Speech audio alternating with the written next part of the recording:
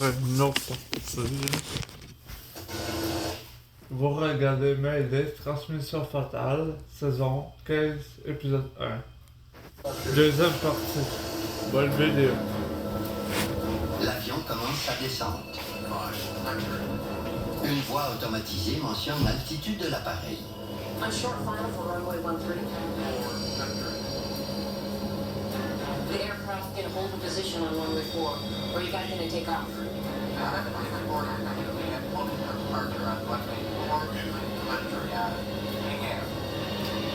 Okay, we'll get through your intersection in just a second, sir. We appreciate that. Finals are complete. Au même moment, l'instructeur de vol, Paul Walker, inspecte des avions dans un hangar de l'aéroport.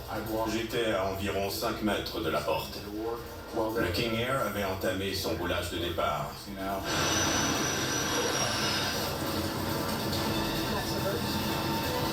Oh, Christ.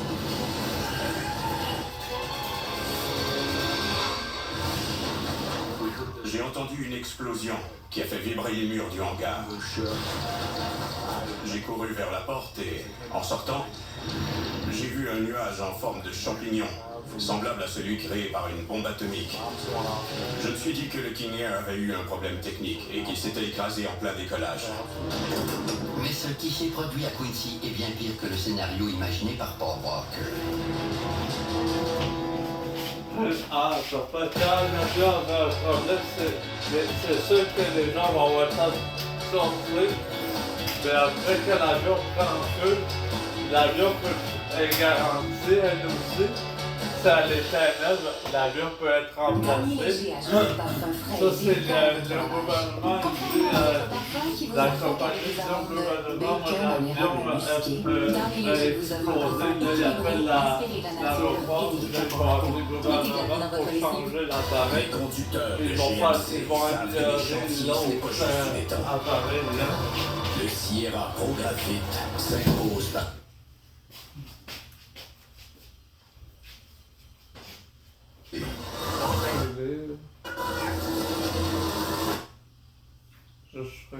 Il laisse produire et à quel moment?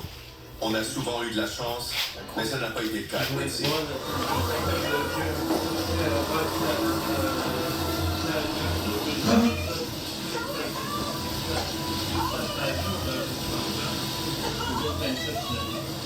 Un autre pilote arrive sur la piste pour aider. Il semblait en état de choc. Ça veut dire que il est pas Mike Rowe est pilote pour United Express et devait conduire le 1906 à sa prochaine destination. La sortie principale, munie d'un escalier intégré, est juste derrière le poste de pilotage. J'ai attrapé la poignée et j'ai essayé d'ouvrir la porte. La chaleur était très intense. Je n'avais jamais ressenti une si grande chaleur. Et il y avait beaucoup de fumée. L'avion était rapidement consumé par le feu.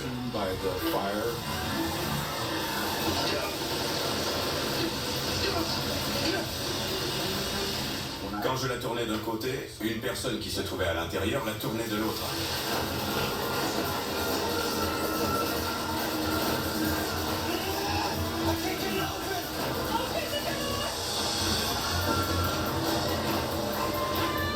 Paul Walker entend les cris désespérés de la commandante de bord et il comprend soudainement qu'il sait de qui il s'agit. Je me suis approché de l'avion sans me douter que je connaîtrais une personne qui se trouvait à bord. Le fait de connaître une des personnes à bord était encore plus troublant.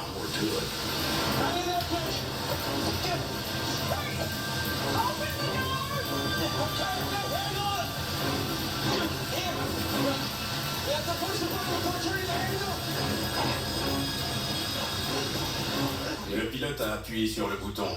Je me suis dit que c'était ça le problème. Mike Rowe s'éloigne pour tenter de trouver de l'aide.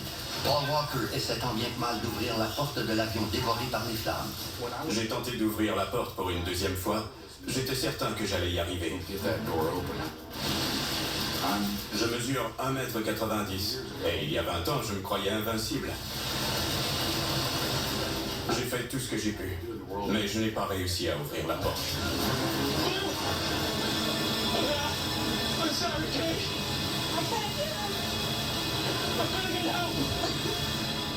M'éloigner de l'avion est l'une des choses les plus difficiles que j'ai faites de ma vie. J'ai regardé la commandante de bord et j'ai vu qu'elle savait que je reviendrais trop tard.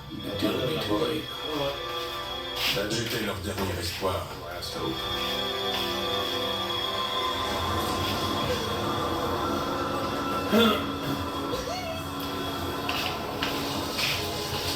Quelques instants plus tard, tout espoir est perdu pour les survivants.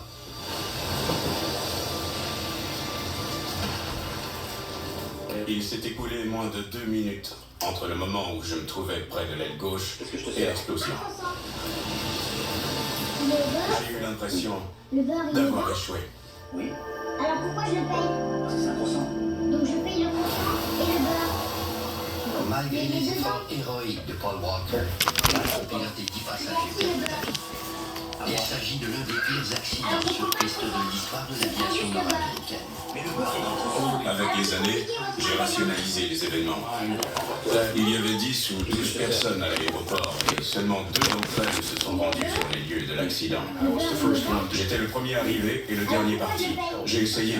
Je n'ai pas réussi, mais j'ai essayé.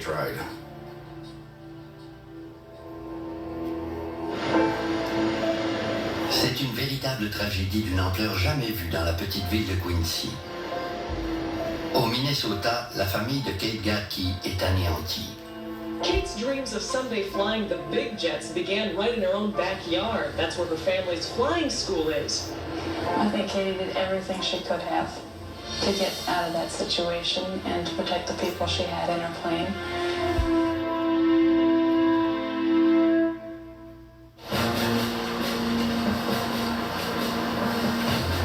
Le lendemain matin, une équipe d'enquêteurs du NTSB, le Conseil national de la sécurité des transports, arrive sur les lieux de l'accident.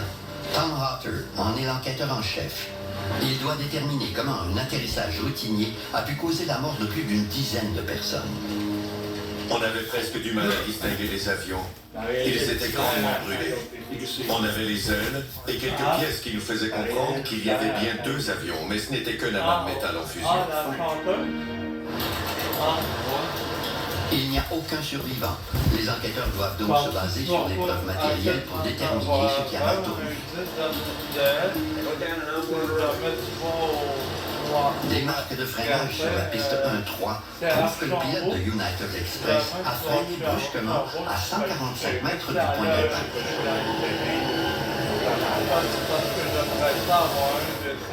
Il y avait de longues lignes noires qui commençaient à l'endroit où l'avion a atterri et qui prenaient fin à l'endroit où les 2 appareils sont entrés en collision. Il a gardé son pied sur la pédale de frein jusqu'au moment de l'impact. Selon moi, c'est probablement ce qui a provoqué le bris des pneus. Les marques de freinage sur l'autre piste semblent indiquer que la même chose s'y est produite. Les 2 pilotes ont freiné et fait une embardée, mais ils n'ont pas pu empêcher la collision. Comment en sont-ils arrivés là? Le ciel était dégagé et les conditions étaient bonnes. Aucun élément n'aurait pu provoquer cet accident. On devait déterminer tout ce qui s'était produit dans les quelques instants qui l'ont précédé pour savoir ce qui a provoqué la collision de ces 2 avions à l'intersection des 2 pistes. Tom Hatter examine les épaves pour en apprendre le plus possible sur la collision fatale.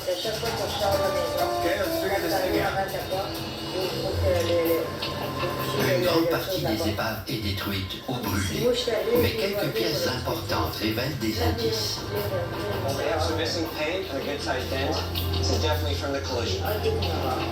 Le nez du King Air est endommagé et une partie de sa peinture bleue a été arrachée. And here, this is the prop from the United, which means actual paint came from the King Air. On a examiné les marques de peinture et on a compris dans quel angle les avions se sont heurtés. This is a side swipe. It looks like they tried to squeeze past each other, but then their noses touched, and then they just got tangled up together. Les côtés sont entrés en contact.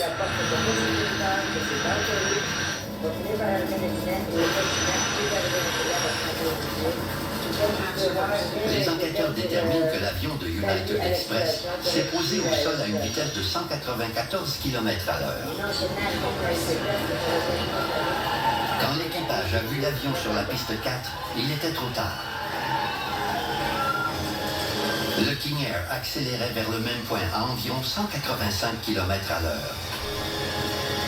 Il n'aura fallu que 7 secondes pour que les deux avions entrent en collision. Accident. Les enquêteurs savent maintenant comment This les is you kind of like a mais ils ne because savent where toujours pas pourquoi ils l'ont fait. appelant Pourquoi from cette the collision? question Est-ce of qu'il y the a eu une défaillance airplane. mécanique? Est-ce que c'était la faute des pilotes? Pour comprendre ce qui s'est produit à Quincy, les enquêteurs doivent trouver les réponses à ces questions. La petite ville de Quincy, en Illinois, est en deuil. 14 personnes ont perdu la vie dans un accident d'avion. Les enquêteurs du NTSB travaillent sous pression.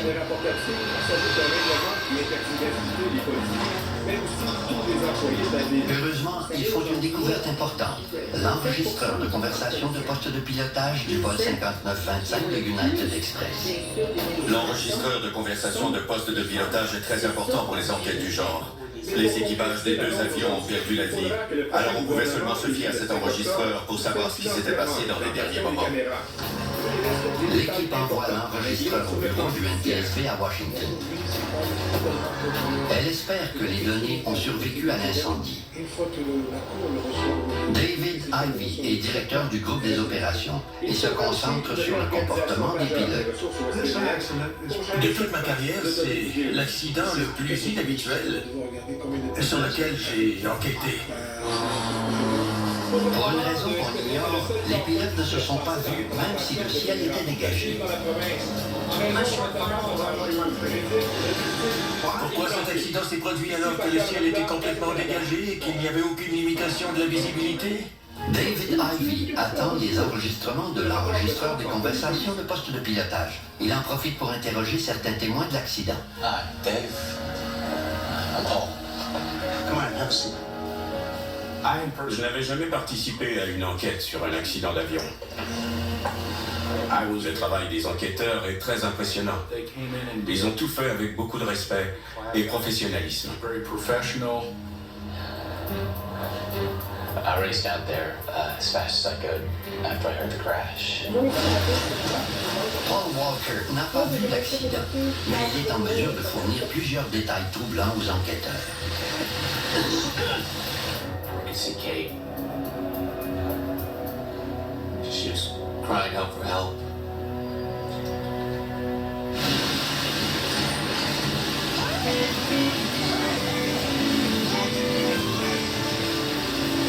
I could hear the passengers shouting out too.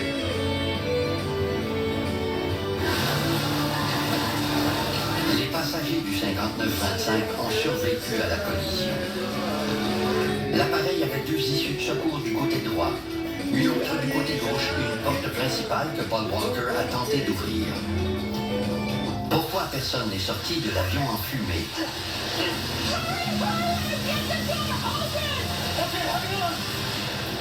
Il n'y a pas eu de survivants. C'était une véritable tragédie. J'avais le devoir moral de déterminer pourquoi une telle chose s'était produite. Les enquêteurs doivent relever un défi important. Déterminer pourquoi deux avions sont entrés en collision sur la piste et pourquoi personne n'a réussi à sortir des avions.